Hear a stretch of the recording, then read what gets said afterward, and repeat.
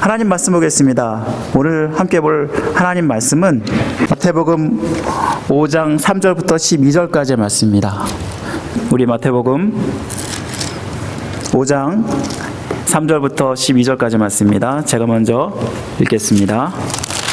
심령이 가난한 자는 복이 있나니 천국이 그들의 것이며 온유한 자는 복이 있나니 그들이 땅을 기업으로 받을 것이며 긍휼히 여기는 자는 복이 있나니 그들이 긍휼히 여김을 받을 것이며 화평하게 하는 자는 복이 있나니 그들이 하나님의 아들이라 일컬음을 받을 것이며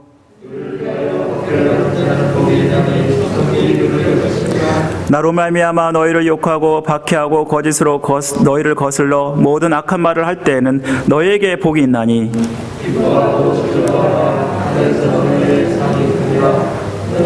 어떤 소자들도 이같이 박해하느니라. 아멘. 우리가 원래는 한절 5장 4절 오늘은 살펴보지만 전체를 우리가 계속해서 같이 읽는 것은 팔복의 은혜가 모든 성도들 여러분 가운데 임하기를 간절히 원하기 때문입니다. 그래서 우리 전체를 다시 한번 읽으면서 이 말씀이 여러분의 말씀이 되었으면 좋겠습니다. 우리 오늘은 두 번째 팔복 두 번째 시리즈로 애통하는 자의 복이라는 제목으로 하나님 말씀을 나누겠습니다. 우리 남자가 평생 3번 운다는 말 들어보셨죠? 언제 남자가 평생 3번 울까요? 첫 번째는 태어났을 때, 아기가 태어나면 앵애 응애 하면서 울잖아요. 두 번째는요, 부모님이 돌아가셨을 때 운다고 합니다. 또한 세 번째는 나라가 망했을 때 남자가 운다고 합니다. 이와 관련해서 최근 박명수 개그맨이 라디오에서 이 세 가지 슬픔과 관련돼서 자기의 경험과 근거해서 이런 이야기를 했습니다. 남자는 3번 웁니다. 먼저는 태어났을 때입니다. 두 번째는 부모님이 돌아가셨을 때입니다. 그런데 세 번째가 달랐습니다. 세 번째는 쌍꺼풀 수술할 때였습니다. 왜냐하면 마취가 덜 돼서 눈물이 무진장 쏟아졌거든요 하면서 그러한 이야기를 하면서 폭소를 자낸 적이 있는데요. 그러면서 남자는 눈물을 보이면 안 됩니다. 왜냐하면 너무 약해 보이기 때문이죠. 그래서 눈물을 흘릴 때도 가족이 안 보는 때 조용히 눈물을 흘려야 됩니다. 이런 얘기를 하는 것이었습니다. 사랑하는 성도분은 어떤가요? 정말 그런가요? 남자가 일평생 3번만 울게 됩니까? 물론 남자보다 여자가 눈물을 흘리는 빈도가 더 많습니다. 실험을 했는데 남자는 한 달 평균 1회를 울고 여자는 한 달에 2.7회, 거의 3회를 운다고 합니다. 신체 구조상도 여자가 남자보다 더 감성적이기 때문에 울음이 더 많다라고 합니다. 저는 여기에 더해서 남자가 덜 눈물을 흘리는 것은 사회문화적 통념도 한몫하는 것 같습니다. 유교적이고 가부장적인 사회에서 살아온 한국 사람들에게 있어서 눈물을 흘리는 것은 마음이 약한 사람이나 우는 것이라고 생각합니다. 그래서 부모님들이 이렇게 얘기하죠. 울고 있으면 야, 남자가 그렇게 우는 거 아니야 라고 하면서 이렇게 호되게 때로는 야단치지 않습니까? 이렇게 눈물을 흘리는 것을 남자들에게 금기시하는데요. 정말 그런가요? 저는 눈물을 흘리는 것이 나쁜 것이 아니라고 생각합니다. 우리가 항상 기쁘기를 원하지만 우리의 삶은 그렇지 않습니다. 우리의 삶을 희노애락이라고 말하지 않습니까? 희는 뭐냐면 기쁠 때를 말하고 또 화낼 때도 있고 슬플 때도 있고 즐거워할 때도 있다라는 것입니다. 반드시 우리가 살면서 기쁠 때도 있겠지만 눈물을 흘릴 때가 있다라는 것입니다. 그런데 슬플 때나 기쁠 때 흘리는 이 감성적 눈물은 오직 인간만이 흘리는 것이라고 합니다. 어떤 분이 그래요. 악어나 혹은 소도 눈물을 흘리지 않습니까? 제가 텔레비 봤는데 정말 눈물 흘리는 거 봤습니다 라고 얘기하는 분들이 있는데요. 그런데 이것은요, 자기의 눈을 보호하기 위해서 눈물을 흘리는 것이지 슬픔 때문에 흘리는 눈물은 아니라고 합니다. 동물도 희노애락을 느끼긴 합니다. 하지만 이 동물들은 슬픔을 표현할 때 다르게 표현합니다. 예를 들면은 울부짖는다던가 혹은 설사를 한다던가 이런 식으로 자기의 표현을 하지, 오직 사람만 눈물을 흘린다고 합니다. 우리는 눈물을 흘릴 필요가 있습니다. 우리의 마음속에 자신도 모르는 감성들을 배출하기 위해서 반드시 눈물을 흘려야 됩니다. 어떠한 분노, 어떠한 시기, 질투, 이러한 모든 감정들이 우리의 마음에 쌓이게 되면은 이것이 독소가 되어서 우리 몸에 안 좋다고 합니다. 그래서 반드시 독을 해소하기 위해서 눈물이 필요하다고 합니다. 한바탕 울고 나면 어떤가요? 가슴이 굉장히 시원해지죠? 그리고 마음이 차분히 가라앉고 안정을 찾는 것을 봅니다. 우리의 몸이 감성적인 균형을 회복하기 위해서 눈물을 흘린다고 합니다. 감성이 이렇게 균형이 깨져버리면 그만큼 우리의 몸이 굉장히 해로운데 반드시 눈물을 흘림으로 이 감성이 균형을 잡는다고 합니다. 우리가 슬플 때 눈물을 흘리는 것은 그래서 당연한 것입니다. 슬프면 눈물을 참지 말고 흘려야 되고요. 이것이 바로 자연스러운 우리 몸의 생리인 것입니다. 오늘 본문도 눈물을 흘리는 일이 오히려 복이 있다라고 말씀을 하고 있습니다. 우리 계속해서 산상수훈의 팔복을 살펴보고 있는데요. 우리가 지난 시간에는 그 첫 번째로 하나님과의 관계 속에서 심령이 가난한 자가 받는 복에 대해서 말씀을 드렸습니다. 그런데 오늘은 두 번째로 애통하는 자가 받는 복을 말씀하고 있습니다. 우리 오늘 본문 4절 말씀 우리 다시 한번 다 같이 읽어보겠습니다. 오늘 본문 4절 말씀입니다. 다 같이 읽겠습니다. 시작. 애통하는 자는 복이 있나니 그들이 위로를 받을 것이며. 이 말씀에서 애통한다는 말은요, 헬라어로 펜세오라고 합니다. 이 말은 슬퍼하다, 애도하다, 애통하다라는 뜻을 가지고 있는 말씀인데요. 흔히 이 단어는 누군가를 잃은 상실감에서 오는 정도의 슬픔이라고 합니다. 그냥 조금 눈물을 흘리는 정도가 아니라 펑펑 울어대는 그러한 슬픔을 표현한 말이 이 단어입니다. 슬픔에도 정도가 있죠. 그런데 정말 가장 강한 슬픔이 바로 이 단어입니다. 내가 가장 사랑하는 사람과의 사별은요, 이 세상에서 가장 큰 슬픔이라고 합니다. 사실 사랑하는 사람의 죽음은 상상하고 싶지 않은 고통스러운 일이 아닌가요? 워싱턴 의과대학의 토마스 홈즈 박사팀이 개인의 스트레스 지수를 객관적으로 평가하기 위해서 스트레스 측정 정도를 개발했습니다. 다양한 사건들을 정신적 충격에 따라서 점수를 매겼습니다. 개인의 스트레스의 지수를 평가하면서 최근 1년간 자신에게 일어난 사건을 골라서 점수를 더하는 방식이었습니다. 총 43개의 문항을 주었고 충격이 강력할수록 그 점수가 높은데요. 이 중 인생에서 커다란 충격을 주는 20가지의 사건을 추려다가 그렇게 해서 순위를 매겼는데 저는 5위까지만 얘기하겠습니다. 5위는 뭐냐면 형제의 죽음이라고 합니다. 그 다음에 네 번째는 뭐냐면 이혼이라고 합니다. 그리고 세 번째는 부모의 죽음, 두 번째는 배우자의 죽음, 그러면 가장 1위가 무엇일까요? 바로 자식의 죽음이라고 합니다. 사랑하는 사람을 잃으면 그 상실감 때문에 오랫동안 힘든 것은 당연한 것입니다. 그래서 어떤 분들은 그러한 상실감으로 우울증에 걸리기도 하고 정말 오랫동안 힘들어하는 모습을 보게 되는데요. 그런데 이런 말을 있죠. 부모는 땅속에 묻지만 자식은 가슴에 묻는다라는 말을 여러분 들어보셨나요? 부모가 죽는 것보다 자식이 죽는 것에 대한 슬픔은 말로 표현할 수가 없는 일이라고 합니다. 우리 요셉의 형제들이 요셉을 미워하여서 미디안 상인의 손에 팔은 후에 이를 은폐하기 위해서 요셉의 옷에다가 짐승의 피를 묻혔습니다. 그리고 이 짐승에게 찢겨 죽었다고 야곱 아버지에게 거짓말을 하게 되는데, 이때 야곱은 가장 사랑하는 아들 요셉을 잃은 상실감에 애통을 하게 됩니다.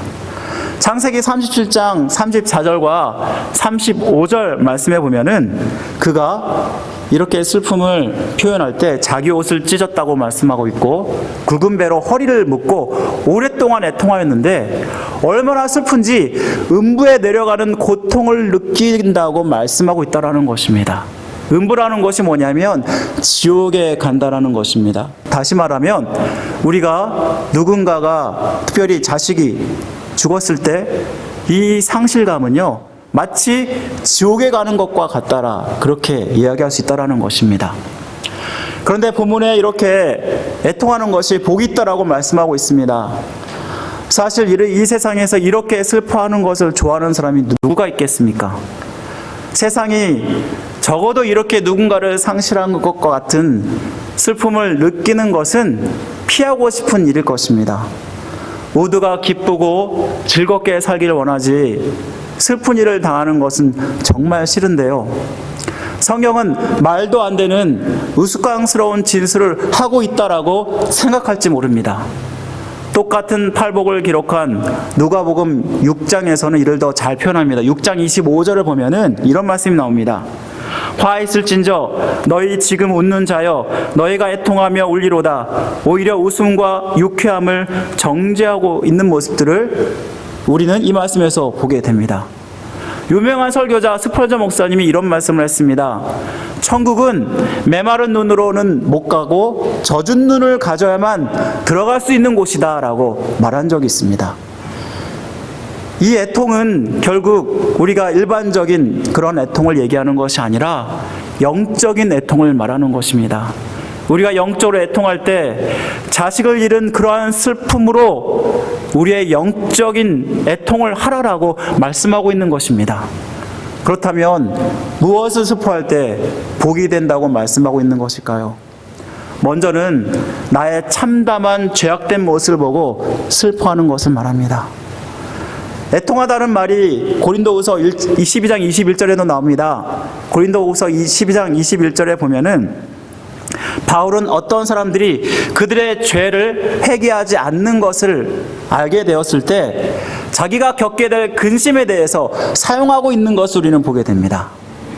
또한 야고보서 4장 9절에도 보면은 이 야고보는 죄인들이 하나님 앞에서 스스로 낮추는 일환으로 애통하고 울라라고 권면하고 있다라는 것입니다.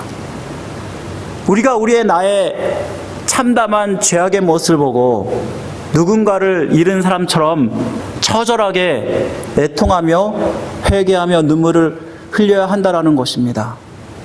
이를 보면 마음이 가난한 사람이 갖는 마음이 애통한 사람의 마음이 아닌가 생각합니다. 심령이 가난하다는 것은 자기 자신의 마음의 영적인 파산 상태를 깨달았고, 그리고 우리의 죄악된 모습 때문에 몹시 슬퍼하는 그러한 모습을 이야기할 것입니다. 그래서 애통하지 않을 수 없게 되는데요.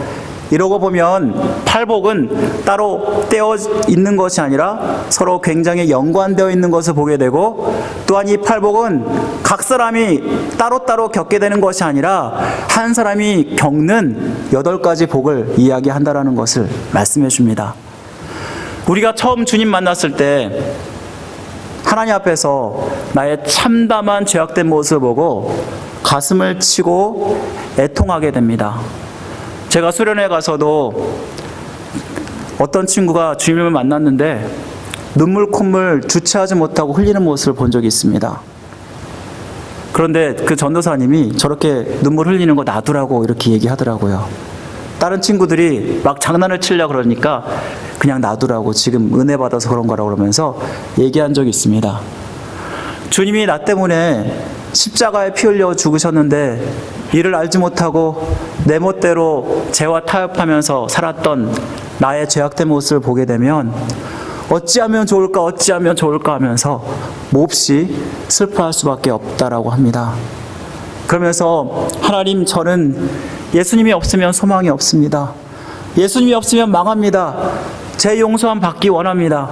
하면서 얼마나 울부짖었지 않았는가요? 바로 이것이 하나님이 애통하기를 원하는 모습이라는 것입니다. 그런데 이렇게 하나님 앞에 나의 죄를 고백하고 울부짖었던 그 모습이 지금은 어떤가요? 그 이후에도 이렇게 애통하고 있습니까? 우리가 예수 믿고 죄 용서함을 받았는지는 모르겠지만 죄사함 받았는데 또 회개해야 되냐라고 이렇게 말할지도 모르겠습니다. 하지만 예수 그리스도를 정말 믿고 그분을 나의 중보로 하나님이 죄 없다라고 선언해 주신 것이지 실제로 완전히 우리가 죄가 없어진 것이 아니라는 것입니다.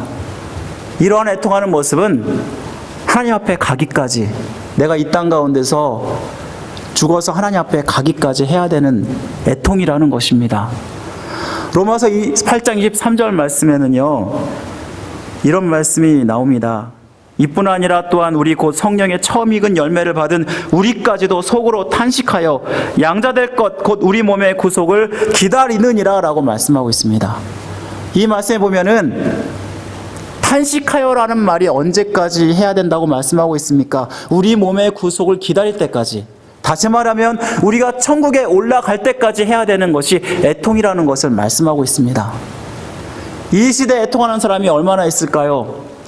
울어야 할 것을 울어야 하는데 울지 않아야 될 걸 가지고 우리는 울고 있지 않나 생각하게 됩니다. 억울하고 분해서 우리가 울고 있고, 또 어떠한 사업 때문에 우리가 울고 있고, 또 우리의 자녀 때문에 우리가 울고 있지 않습니까? 그런데 정작 나의 영혼을 위해서는 우리가 울지 않는다는 것을 우리는 생각해 보게 됩니다. 기독교가 요즘 힘을 발휘하지 못하는 이유가 무엇일까요? 우리가 죄에 대해서 애통하지 않기 때문입니다. 현대인들은 무거운 이야기를 싫어합니다. 특별히 죄에 대해서 이야기하면 얼마나 싫어하는지 모릅니다. 그런데 신앙생활하면서 눈물이 없는 신앙은 값싼 신앙일 수밖에 없다라는 것입니다. 예수 믿고 웃기만 하고 기쁜 일만 있기를 여러분 기대한다면 그 인생은 정말 진짜가 아닌 것입니다. 우리가 주님 믿고 우리의 인생에 대해서, 죄에 대해서 심각하게 생각한다면 우리는 하나님 앞에서 울지 않을 수가 없다라는 것입니다. 구원의 참 기쁨과 참 위로를 누리려면 죄에 대한 분명한 인식이 있어야 되기 때문입니다. 이것이 바로 복음의 본질이 아닙니까? 따라서 애통하지 않으면 우리가 주님을 제대로 믿지 않고 있다라는 것입니다. 사도 바울이야말로 항상 애통하는 자로 살지 않았습니까? 그는 신앙생활 하면 할수록 느끼는 것이 자신은 하나님의 법을 따르기를 원하지만 자신의 육신은 그렇지 않다라고 말씀하고 있습니다. 로마서 7장 19절에 보면은 내가 원하는 선은 행하지 않고 도리어 원하지 않는 악을 행한다라고 말씀하고 있습니다. 또한 로마서 7장 24절에 보면은 이렇게 얘기합니다. 이 사망의 몸에서 누가 나를 건져낼까? 자기 자신의 모습을 보면서 얼마나 탄식하고 있는지를 모릅니다. 그가 예수 그리스도를 믿고 나서 이런 탄식을 안 했겠습니까? 그런데 예수 그리스도를 믿고 또 하나님의 이방의 사도로서 쓰임 받으면 받을수록 나 자신의 죄악된 모습을 바라보면서 탄식하는 이 사도 바울의 모습을 바라보면서 바로 이것이 우리가 회복해야 되는 애통의 모습이 아닌가 생각하게 됩니다. 사랑하는 성도 여러분, 여러분 자신은 항상 애통하는 자입니까?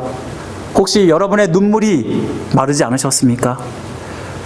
우리는 나의 영혼을 보고 우리의 죄악된 병든 모습에 안타까운 모습으로 기도해야 되는 것입니다. 우리는 사도 바울처럼 자기를 대면하면 대면할수록 더 철저하게 나의 죄악된 모습을 보게 되고 나의 죄악된 모습 때문에 애통해야 한다라는 것입니다.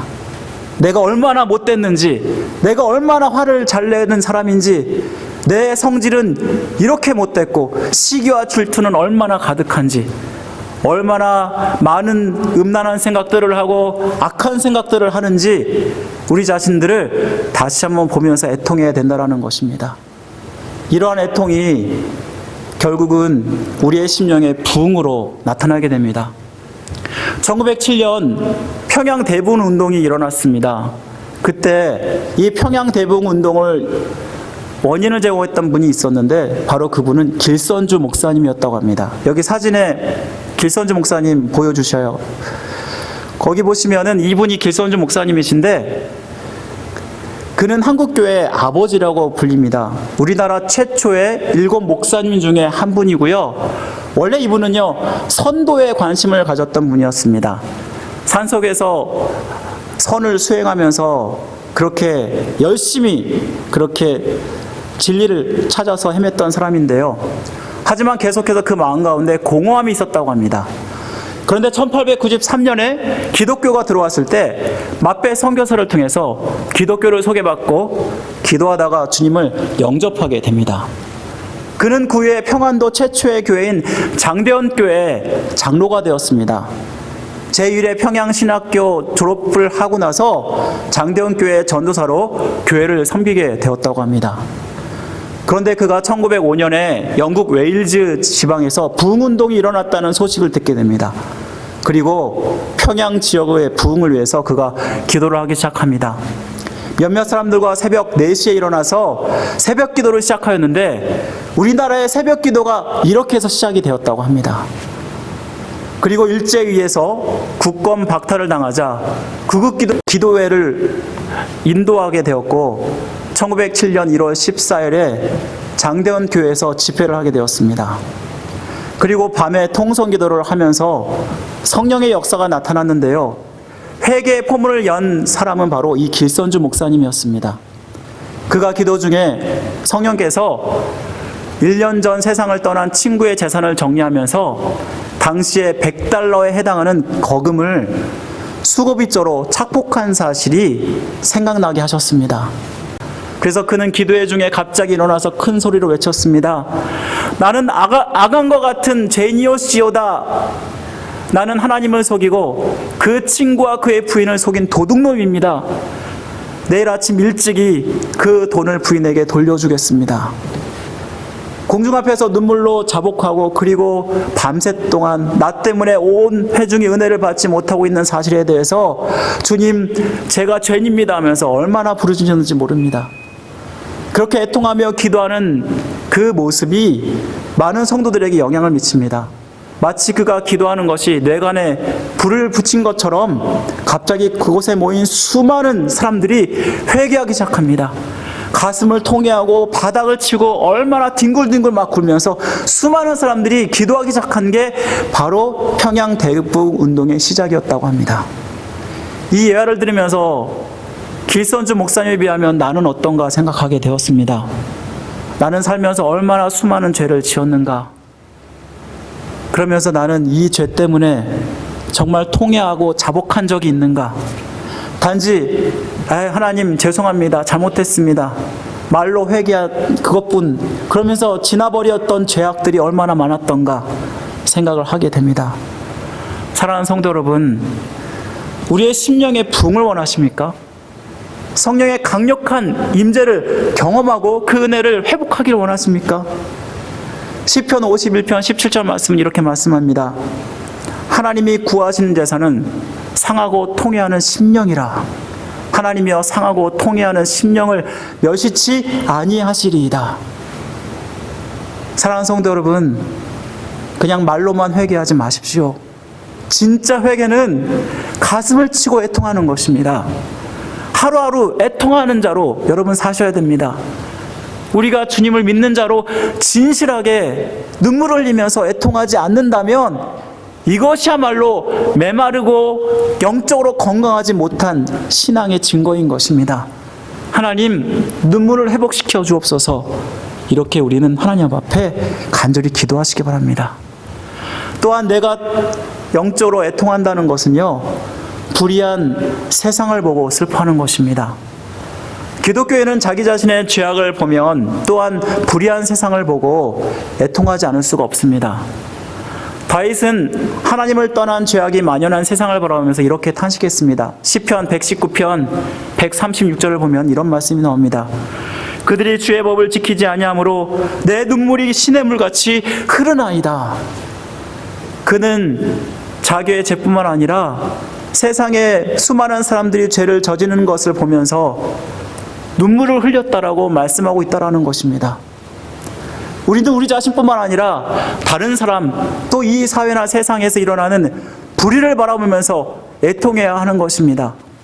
우리가 복음과 진리를 붙드는 자로 산다면 이 악한 세상에서 진리를 추구하면서 불의를 보면은 마음에 슬퍼할 수밖에 없다라는 것입니다. 우리가 기도하다 보면 성령께서 기도를 시키시는데 신앙적으로 살지 못하면서 그렇게 살고 있는 주변의 사람들, 또 하나님을 경외하지 않고 세속에 물든 교회를, 또한 나라와 민족을 위해서 우리가 기도할 수밖에 없지 않습니까? 우리는 예레미야를 압니다. 예레미야를 우리는 눈물의 선지자라고 그러는데요, 그가 이러한 별명이 붙은 것은 그가 항상 나라를 위해서 기도했기 때문입니다. 당시의 국제 정세는 아수르와 애국과 바벨론과 같은 강대국들에 의해서 패권 싸움이 일어나고 있었습니다. 남유다는 하나님이 아닌 애굽을 의지하였습니다. 하지만 정작 유다가 멸망당하는 것은 유다 백성들이 하나님 앞에 돌이킬 수 없는 죄악을 저질렀기 때문입니다. 예레미야는 당시의 타락상을 보면서 눈물로 고발하지 않을 수 없었습니다. 예레미야 9장 1절부터 2절 말씀을 보시면 우리 다 같이 한번 읽어보겠습니다. 예레미야 9장 1절에서 2절 말씀 시작. 어찌하여 내 머리는 물이 되고 내 눈은 눈물 근원이 됐고 죽임을 당한 딸 내 백성을 위하여 주야로 울리로다. 내가 광야에서 나그네가 머무를 곳을 얻는다면 내 백성을 떠나 가리니 그들은 다 가늠하는 자요 반역한 자의 무리가 됨이로다. 아멘. 이 말씀 보면 예레미야가 얼마나 간절한 심정으로 나라의 민족의 흥망을 생각하면서 기도했는지를 우리는 깨닫게 됩니다. 예수님은 어떤가요? 예수님도 이 땅 가운데 오셨습니다. 그는 죽은 나사로 앞에서 오셨습니다. 여러분 알다시피 예수님은 죽은 지 사흘이나 되었지만 나사로를 살리는 기적을 일으키십니다. 죽은 자를 두고 왜 슬퍼 우느냐라고 하셨던 그 주님이 나사로의 죽음 앞에서는 웃는 모습을 보게 됩니다. 그런데 우리가 여기서 의문이 듭니다. 분명히 나사로를 살릴 건데 왜 울지? 그런데 이 울음은 무엇 때문에 우신지 아십니까? 우리에게 죽음을 가져오고 삶의 불행을 가져온 죄악 때문에 우신 것입니다. 또한 예수님은 예루살렘 성을 보고 오셨습니다. 예수님은 십자가를 지시기 며칠 전에 예루살렘이 환히 내려다 보이는 감난산에 앉으셨습니다. 한참 동안 성을 내려다 보시면서 주님의 눈에 굵은 눈물이 흘러내리기 시작했습니다. 약 40년 후에 그 성에 임할 심판을 예수님은 미리 내다보고 알고 계셨기 때문입니다. 이는 유대 민족이 하나님 말씀을 듣지 않고 계속해서 죄의 길에 치우쳤기 때문입니다. 누가복음 13장 34절에서 35절에 보면은 이런 말씀이 나옵니다. 예수님의 탄식이 나타나는데요. 예루살렘아 예루살렘아 선지자들을 죽이고 내게 파송된 자들을 돌로 치는 자여 암탉이 제 새끼를 날개 아래 모음같이 내가 너희의 자녀를 모으려 한 일이 몇 번이냐. 그러나 너희가 원하지 아니하였도다. 보라 너희 집이 황폐하여 버림받으리라. 내가 너희에게 이르노니 너희가 주의 이름으로 오신 이를 찬송하리로다 할 때까지는 나를 보지 못하리라 하시니라. 예수 그리스도를 믿는 사람은 주님을 믿으며 하나님의 뜻대로 살다 보면 하나님의 뜻대로 살지 않는 사람들을 보면서 또한 이 땅 가운데 불의가 판치는 세상을 보면서 심적인 고통을 느끼지 않을 수 없고 애통하지 않을 수 없다라는 것입니다. 이러고 보면 일제시대 나라의 비운을 생각하며 항일운동을 앞장섰던 수많은 사람들 가운데 대부분의 사람들이 기독교인이라는 것은 우연이 아니라는 것입니다. 당시의 기독교 인구는 1.5%였습니다. 약 20만 명 정도가 됐습니다. 일제시대에. 그런데 3.1운동에서 기독교인들의 역할은 20%였다고 합니다. 3.1운동으로 체포된 신자가 약 3,800명이었고 그 중에 목사와 장로가 1,000명이었다고 합니다. 3.1운동 당시에 기민 독립선언서를 서명한 민족 대표 33인이 있습니다. 이 그림에 나오죠? 그런데 이 중에서 16명이 기독교인이라는 사실 여러분 믿으십니까? 이로 인해서 기독교에 대한 일제의 박해는 어떤 종교보다 심했다는 것을 여러분 기억하시기 바랍니다. 과거나 현재나 우리 주변에 조금만 눈을 돌리면 죄악상을 보게 됩니다.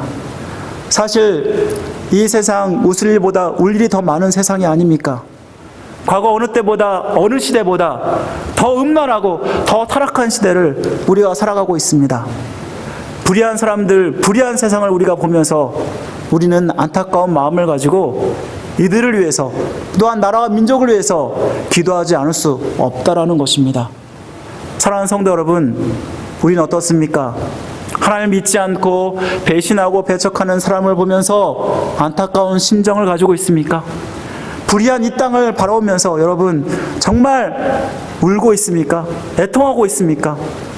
우리가 우리 주변의 사람들, 또 나라와 민족을 위해서 기도해야 하는 것이 여기에 있다라는 것입니다. 애통하는 성도들과 교회만이 이 세상에 희망을 줄 수 있다라는 것입니다.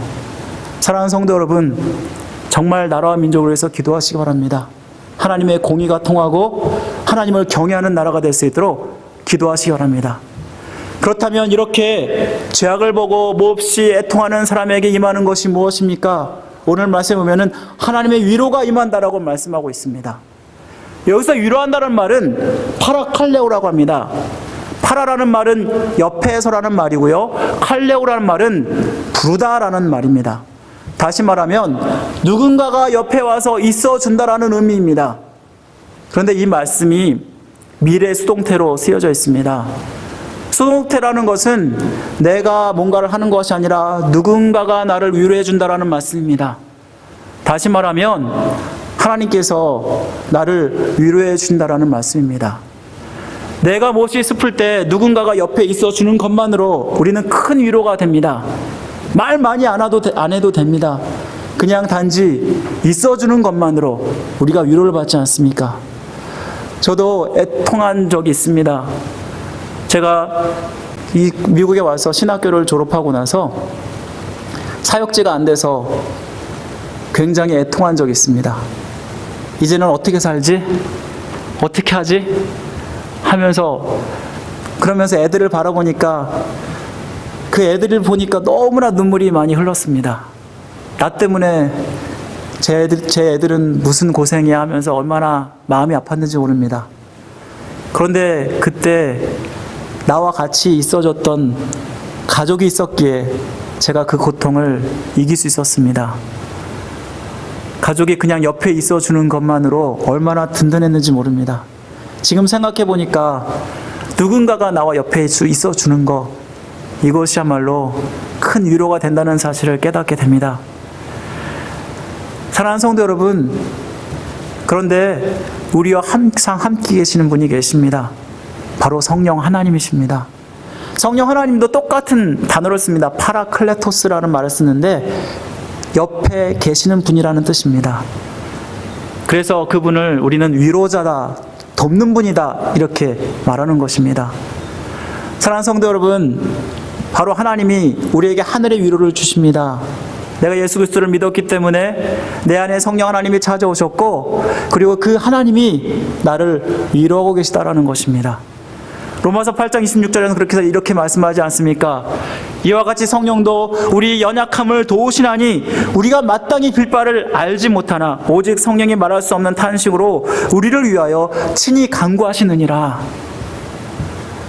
사람이 아무리 위로할지라도 진짜 위로는 하늘의 위로라는 것입니다. 우리가 하나님 바라볼 때 우리는 이 눈물에 애통하는 모습을 통해서 주님께서 우리에게 위로를 주신다는 것입니다. 그래서 시편 126편은 5절 말씀 이렇게 얘기하지 않습니까? 눈물을 흘리며 씨를 뿌리는 자는 기쁨으로 단을 거두리로다. 이것은 또한 현실적이고 즉각적인 위로뿐만 아니라 앞으로 우리에게 주실 천국의 위로를 기대하게 합니다. 시편 34편 18절 말씀 이렇게 말씀하십니다. 여호와 마음이 상한 자에게는 여호와는 가까이 하시고 그 심중에 통회하는 자에게 구원을 하신다라고 말씀하고 있다는 것입니다. 이 땅에서 나 자신을 바라보고 세상을 바라보면 죄로 불행한 것 같지만 우리가 참을 수 있는 것은 앞으로 우리에게 주어질 영광 때문이라는 것입니다.